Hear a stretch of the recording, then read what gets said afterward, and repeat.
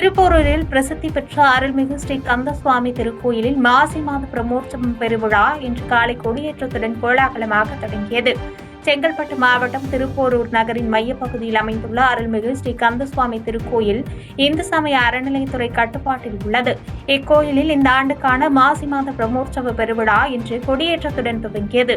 அர்ச்சகர்களின் சிறப்பு வழிபாடுகளுடன் தங்க கொடிமரத்தில் கொடியேற்றம் நடைபெற்றது.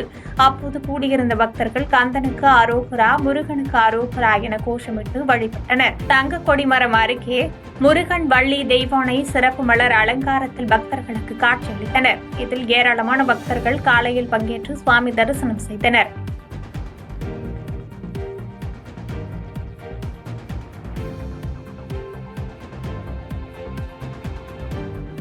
பாதகம் செய்பவரை கண்டால் நாம் பயம் கொள்ளலாகாது பாப்பா. மோதி மிதித்துவிடு பாப்பா, அவர் முகத்தில் உமிழ்ந்துவிடு பாப்பா. அண்மை செய்திகளை உடனுக்குடன் தெரிந்து கொள்ள இணைந்திருங்கள் எம் நாடு தொலைக்காட்சியுடன்.